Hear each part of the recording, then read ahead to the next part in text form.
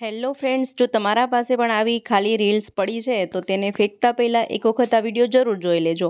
કારણ કે આજના વિડીયોમાં આપણે આ ખાલી રીલના એક કે બે નહીં પરંતુ પૂરા 5 આઈડિયા જોવાના છીએ જે તમને ખૂબ જ પસંદ આવશે અને કોઈ પણ બનાવી શકે છે. તો ચાલો શરૂ કરીએ વિડીયો. જોઈએ આઈડિયા નંબર 1. તેના માટે અહીં આપણે ખાલી રીલ લેવાની છે અને ગ્લુગનનો ઉપયોગ કરીશું. ગ્લુગનથી આ રીતે ગ્લુ લગાવી અને આ રીલને આ રીતે ચોંટાડતા જઈશું. અહીં તમે તમારા પાસે જેટલી પણ રીલ હોય એનો ઉપયોગ કરી શકો છો. આ રીતે આપણે રીલ ચોંટાડતું જવાનું છે.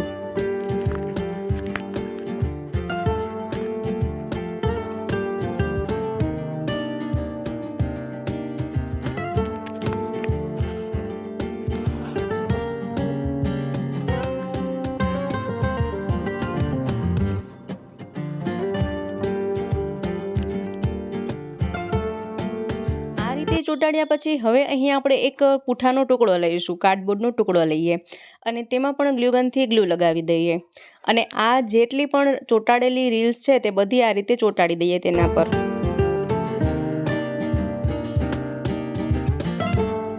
હવે જે કાર્ડબોર્ડનો એક્સ્ટ્રા ભાગ છે, વધારાનો ભાગ છે તે બધો કાપી નાખીએ.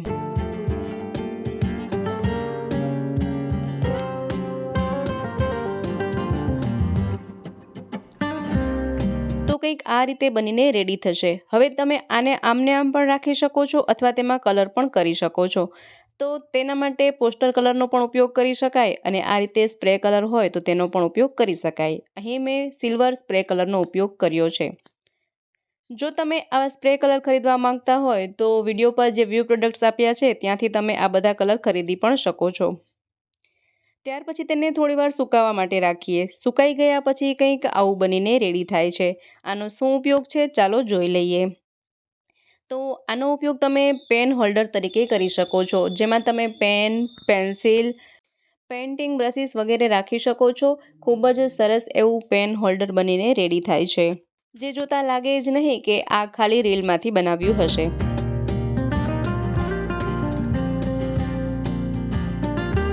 ત્યાર પછી જોઈએ નેક્સ્ટ આઈડિયા. તેના માટે અહીં મેં એક કાર્ડબોર્ડના ટુકડામાંથી હાર્ટ શેપ બનાવ્યો છે. તમે કોઈ પણ આકાર દોરી શકો છો. ત્યાર પછી હવે આ જે આપણે આકાર બનાવ્યો છે ત્યાં આપણે આ રીતે રીલને ચોંટાડતું જવાનું છે.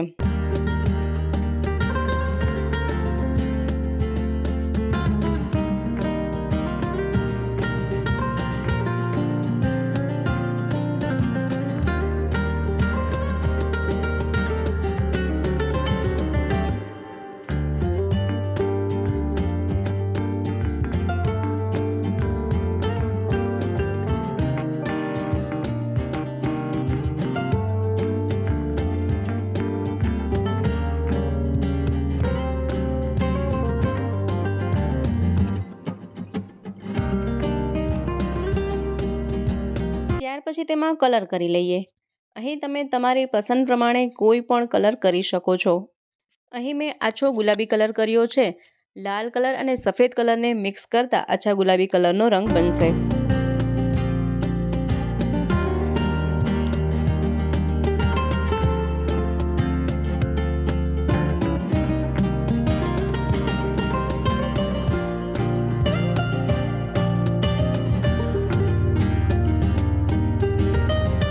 પછી એક્સ્ટ્રા ફિનિશિંગ લુક આપવા માટે તમારા પાસે જે પણ સાડીની જૂની લેસ પટ્ટી પડી હોય તેનો ઉપયોગ કરી શકો છો, જેથી અહીં આપણે જે પુઠ્ઠું લગાવ્યું છે, કાર્ડબોર્ડનો ટુકડો લગાવ્યો છે તે દેખાય નહીં અને ફિનિશિંગ લુક આવે તેના માટે આ રીતે લેસ પટ્ટી લગાવી દઈએ.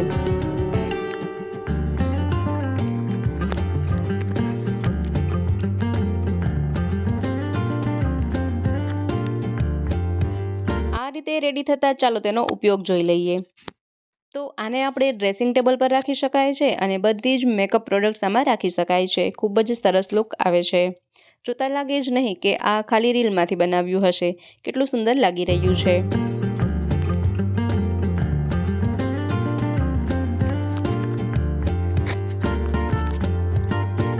ત્યાર પછી જોઈએ નેક્સ્ટ આઈડિયા. ફરીથી અહીં મેં ખાલી રીલ લીધેલી છે અને 2 રીલ આ રીતે રાખીએ અને ત્યાર પછી ગ્લુગનથી ગ્લુ લગાવતા જઈએ અને આ રીતે રીલને ગોઠવતા જઈએ.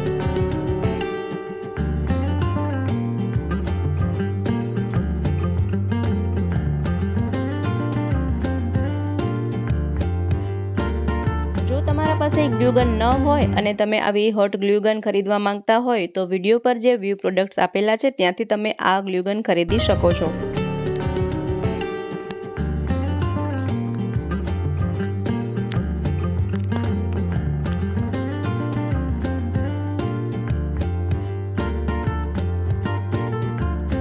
જુઓ તો કંઈક આવું બનીને રેડી થાય છે. હવે આમાં આપણે કલર કરીશું. તો અહીં તમે સાદા કલરનો પણ ઉપયોગ કરી શકો. અગાઉ જણાવ્યું એ પ્રમાણે તમે સ્પ્રે કલરનો પણ ઉપયોગ કરી શકો. અહીં મેં ગોલ્ડન સ્પ્રે કલર લીધેલો છે.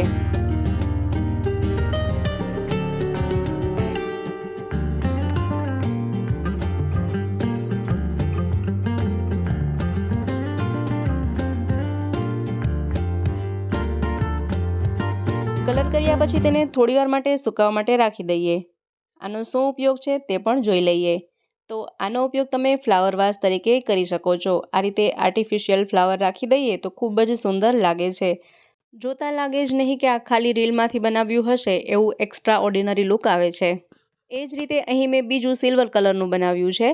તો આ રીતે ફરીથી તેમાં ફ્લાવર રાખી દઈએ. તમે તમારી પસંદ પ્રમાણે કલરનો ઉપયોગ કરી શકો છો. જુઓ કેટલું સરસ લાગી રહ્યું છે ને.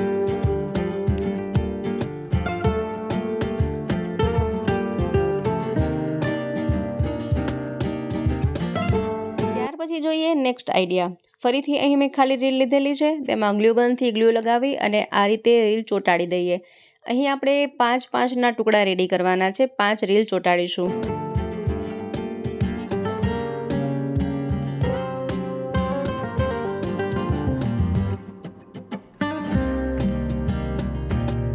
આ રીતે રીલ ચોંટાડી અને આપણે 4 ટુકડા રેડી કરીશું. તો આ રીતે મેં અહીં 5-5 રીલના 4 ટુકડા રેડી કર્યા છે. હવે ફરીથી તેને આ રીતે ગ્લુગન લગાવી અને આ રીતે ચોંટાડતું જવાનું છે.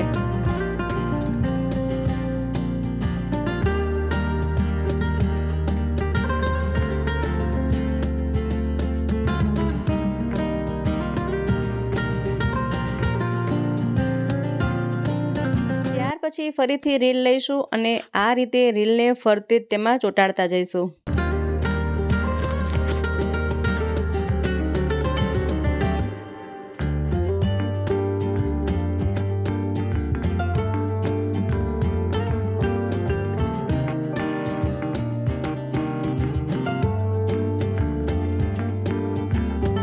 જુઓ તો કંઈક આવું બનીને રેડી થાય છે. હવે તેમાં પણ આપણે કલર કરી લઈએ.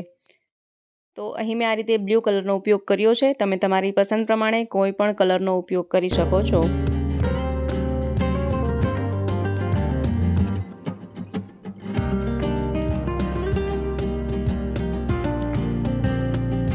કલર સુકાઈ જાય ત્યાર પછી ચાલો હવે તેનો ઉપયોગ જોઈ લઈએ. તો આ રીતે તમે તેમાં કોસ્મેટિક વસ્તુ રાખી શકો છો અથવા તો આ રીતે દાંતિયા વગેરે રાખી શકાય છે. હેર બેન્ડ, હેર પિન, ક્લચર્સ વગેરે પણ રાખી શકાય છે. ખૂબ જ સરસ લુક આવે છે. એ સિવાય નેલ પોલિશ, લિપસ્ટિક, આઈલાઇનર વગેરે રાખવા માટે પણ તેનો ઉપયોગ કરી શકાય છે. ખૂબ જ સરસ લાગે છે. ડ્રેસિંગ ટેબલ પર રાખી દઈએ તો લાગે જ નહીં કે આ રીલમાંથી બનાવ્યું હશે. જ્યારે જોઈએ તો આ રીતે સરળતાથી તેમાંથી લઈ શકાય છે અને સરળતાથી મૂકી શકાય છે. એ સિવાય આનો ઉપયોગ સ્ટેશનરીનો સામાન રાખવા માટે પણ કરી શકાય છે. આ રીતે સ્ટેશનરીનો સામાન પણ તેમાં રાખી શકાય છે. અને આ જે બધી રીલ છે તેમાં પેન, પેન્સિલ, બ્રશિસ વગેરે બધું રાખી શકાય છે. આ રીતે જુઓ પેન્સિલ, પેન વગેરે ઘણું બધું તેમાં સમાઈ જાય. ખૂબ જ સરસ એવો આઈડિયા છે. તો આ રીતે તમે બાળકોના સ્ટડી ટેબલ પર રાખી દો તો સ્ટેશનરીનો સામાન પણ તેમાં રાખી શકાય છે. ખૂબ જ સરસ લાગે છે.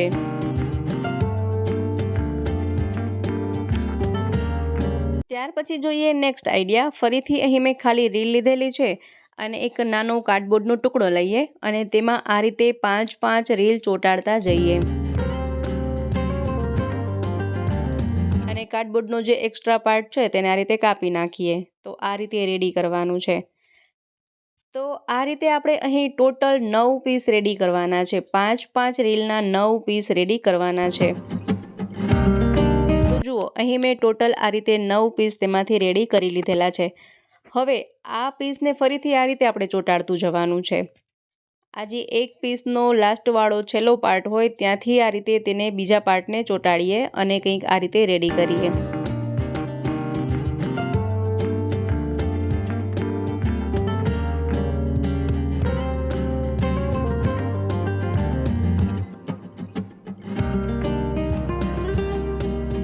અને વધારે મજબૂત બને તે નીકળે નહીં તે માટે અને વધારે બેલેન્સિંગ કરવા માટે ફરીથી અહીં આપણે કાર્ડબોર્ડના ટુકડા લઈશું અને આ રીતે તેને ચોંટાડી દઈએ જેથી કે તે અહીંથી નીકળે જ નહીં.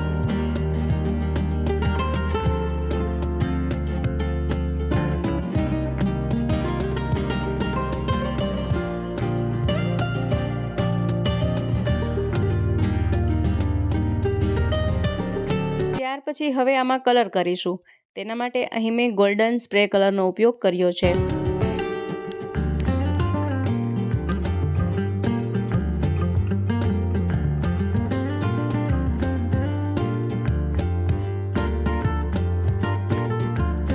હવે તેને થોડીવાર સુકાવા માટે રાખી દઈએ. સુકાઈ જાય ત્યાર પછી તેને એક્સ્ટ્રા ડેકોરેટ કરવા માટે અહીં મેં આર્ટિફિશિયલ ફ્લાવરનો ઉપયોગ કર્યો છે. આ રીતે 3 ફ્લાવર લગાવ્યા અને એ સિવાય બીજા બધા જ પાર્ટમાં કટ મિરર ચોંટાડી દઈએ.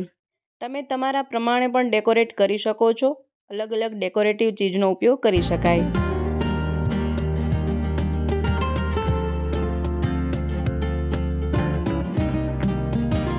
હવે તેને ટીંગાડવા માટે હેન્ડલ બનાવી લઈએ. તો તેના માટે આ રીતે એક દોરીનો ટુકડો લઈએ અને ગ્લુગનથી ગ્લુ લગાવી અને આ રીતે હેન્ડલ બનાવી લઈએ.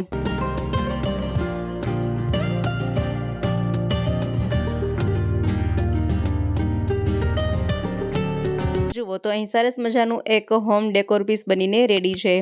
દિવાલમાં લગાડતા કંઈક આ રીતે લાગે છે. જોતાં ખૂબ જ સુંદર લાગે છે. લાગે જ નહીં કે આ ખાલી રીલનો ઉપયોગ કરી અને બનાવ્યું હશે. કેટલું સુંદર લાગી રહ્યું છે.